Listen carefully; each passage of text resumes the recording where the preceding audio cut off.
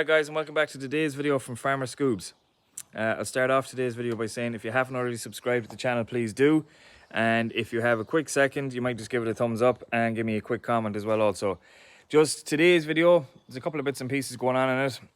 We're repairing this wing mirror up here. This is also the front fender that got smashed over the winter time with the bull. And we are getting our hedge cutter greased up and getting it serviced up. There's a small repair maybe made that needs to be made to that, but we'll see later on. So that's pretty much what we're going at now. And once we get it all geared up and get ready to go, we're going to cut the grass verge along the driveway and out on the road, and also the T-junction at the end of the road to make it a small bit safer for getting in and out onto the main road. I normally do it once every year, but with the way the wild growth has gone this year, I know the wild growth and grass growth are two different things. Grass growth is slow enough at the minute, but wild growth seems to have just gone completely chaotic. Everything is just growing mad wild. So I'm going to give it a quick trim now just to get it done and get it out of the way. It makes it a small bit safer for the cars to be getting in and out onto the main road. But that's the plan for today, guys. So look, I'm going to crack on, and yeah, we'll catch you in a few. Fitting the new wing mirror for our Zouter tractor. I picked up a Verges one. Simple enough, just to get it changed. And I have to go and find a 13mm spanner. So after that, once I get that done and finished up, we are going to bring down the tractor with the hedge cutter, and we are going to grease up the hedge cutter and go and cut the grass along the road and get that squared away. Alright, so I'm not doing for getting the nail brush and the washing powder out today, so I'm wearing the gloves. So we're just going to go around and all grease nipples and give them all a shot of grease. This hedge cutter hasn't been used since February, I would think, was the last time it was on a tractor.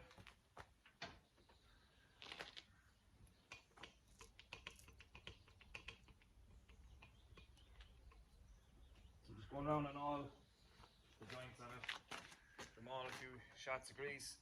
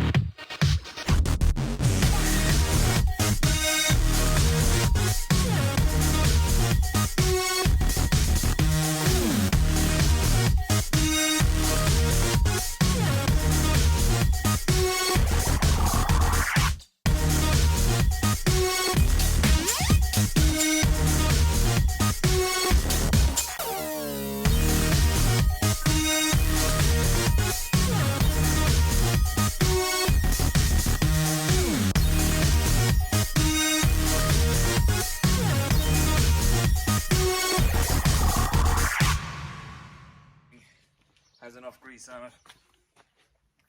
Now I have noticed a slight weep in the elbow on the drive motor on that side. Now I'm not sure. When we finished up last season, there didn't appear to be any leakages in it. So what I'm going to do with it is I'm going to lift the head. I'm just going to swing it back into the compressor. I'm just going to blow it off and run it for a bit, and then I'll have another look at it in a few minutes. The job we have to do today isn't going to take too long, so I'm not really worried about it. And there we have it, guys. Before we even get started, we have an oil leak. There's an O-ring inside this little elbow that has pooped itself, and that's just going to put a stop to it for now until I get that changed. We're going to get this loosened off.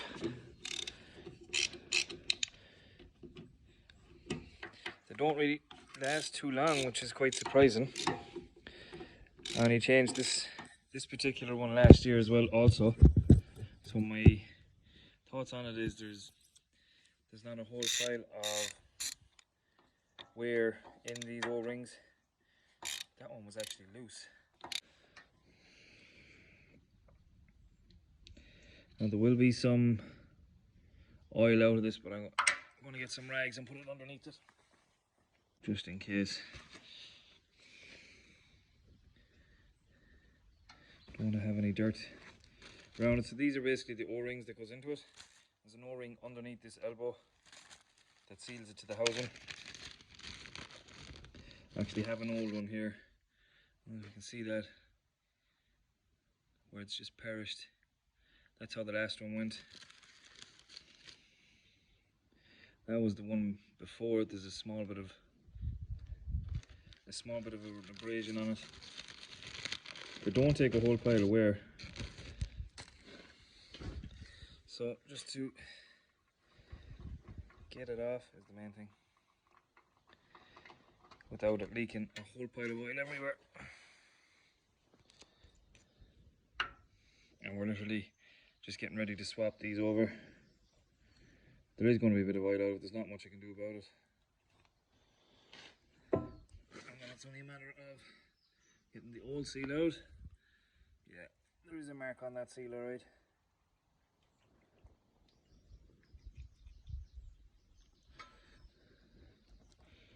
New one back down. Did make a mess.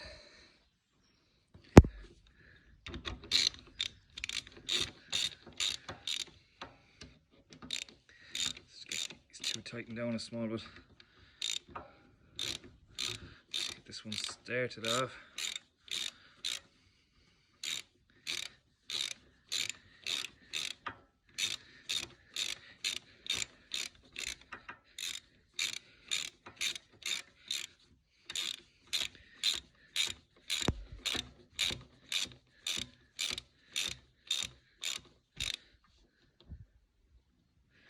Now we can get them all after they're tighten each.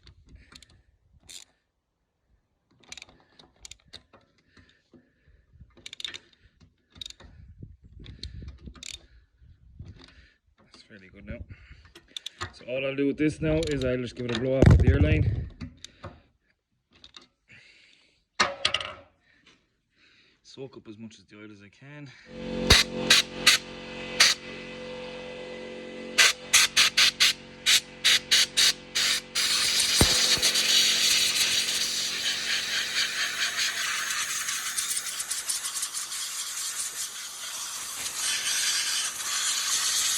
What I'm going to do is now, I'm just going to run it, and if it's going to leak down here again at the front. Now that I've that seal changed, as you can see there, you can just about see a small little nick right there, and that was what was causing the issue. So we're going to run it for a minute or two up at speed. I'll come back and we'll just give it a quick look and make sure that there's no oil coming out. So now that it's just running there, guys, it's sticking over nicely. Let's come around here just to have a look at the seal. We have no issues, no sign of any leakages, so that's a successful repair. Now, let's finally get loaded up and let's go get this grass cut. Alright guys, we're back here cutting away. It's a long way, it's the end of the season since this was cut last. Grass is very heavy on it. You just have to go a small bit slower, otherwise you're going to choke up the hedge cutter. Normally takes 3 passes. First one along the edge of the road, one on top of the bank, and then to cut the actual bank down on the inside as well, you just flip the hedge cutter down in.